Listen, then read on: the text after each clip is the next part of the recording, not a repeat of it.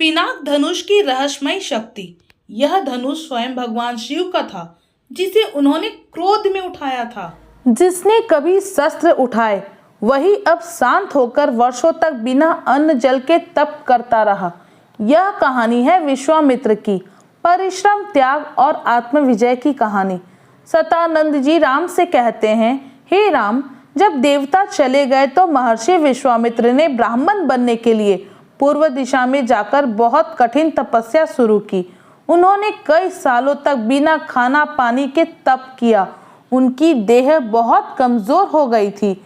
उनकी तपस्या को तोड़ने के लिए कई विघ्न आए, लेकिन उन्होंने सबका सामना शांति से किया और कभी गुस्सा नहीं किया।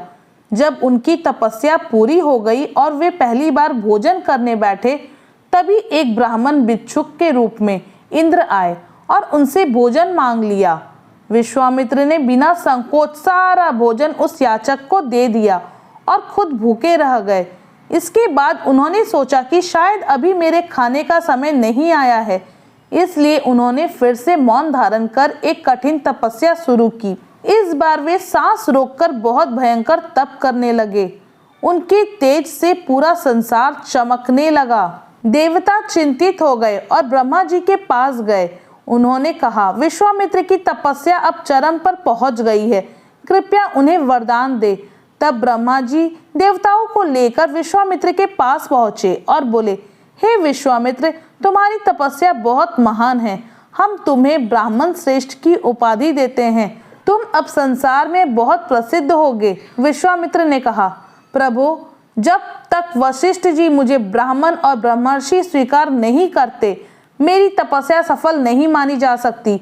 यह सुनकर देवता वशिष्ठ जी के पास गए और सारी बात बताई। वशिष्ठ जी स्वयं विश्वामित्र के पास पहुंचे, उन्हें गले लगाया और कहा, हे विश्वामित्र, आप सच्चे ब्रह्मर्षि हैं। आज से मैं आपको ब्राह्मण मानता हूँ। सतानंद जी ने राम से कहा, हे रघुनंदन, इतने संघर्ष और कठोर तपस्या के बाद ही विश्वामित्र को यह पद मिला। ये बहुत ज्ञानी, धर्मात्मा और तेजस्वी है। पिनाक धनुष की कथा। राजा जनक भी यह कथा सुन रहे थे। उन्होंने कहा, हे विश्वामित्र, मैं आपको और इन राजकुमारों को मिथिला में पाकर धन्य हो गया। अब संध्या हो गई है, मैं प्रातः फिर दर्शन के लिए आऊंगा। इतना कहकर जनक अपने मंत्रियों के साथ चले गए। विश्वामित्र भी राम और लक्ष्मण के साथ अपने ठिकाने पर लौटे।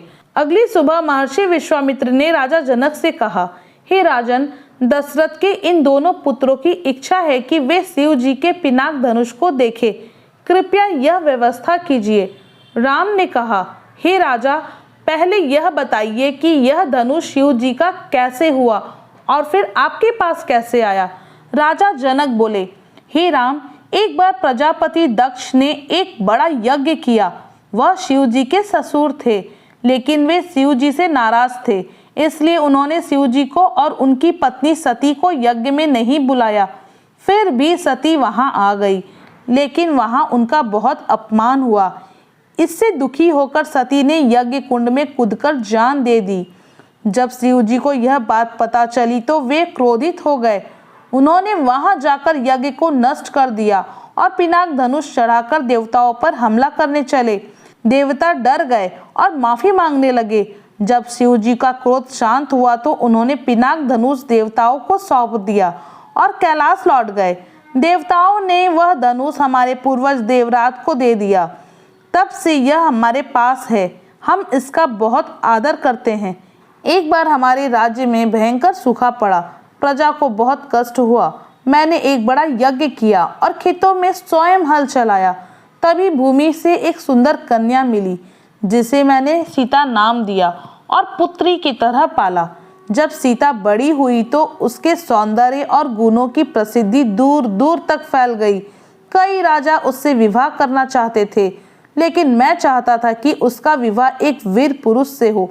इसलिए मैंने प्रतिज्ञा की कि जो राजकुमार पिनाक धनुष का प्रत्यंचा चढ़ा देगा, यानी धनुष की डोरी पर चढ़ा देगा, वही सीता का पति बनेगा। यह सुनकर कई राजा आए, लेकिन कोई भी धनुष को हिला भी ना सका। जब वे असफल हुए तो गुस्से में आकर राज्य में उपद्रव मचाने लगे। मैंने उनसे युद्ध किया, लेकिन मेरी सेना कमज़ोर हो गई। फिर मैंने भगवान की तपस्या की। भगवान ने मुझे देवताओं की सेना दी। उस सेना ने भी सभी उपद्रवी राजाओं को हरा दिया। फिर मैंने सोचा कि अब बड़ा यज्ञ करूं और प्रतिज्ञा पूरी कर सीता का विवाह करूं। इसलिए मैंने यह यज्ञ आयोजन किया है। अब जो भी वीर शिव जी की इस पिनाक धनुष पर प्रत्यंचा चढ़ा देगा, मैं उसी से अपनी पुत्री सीता का विवाह करूंगा।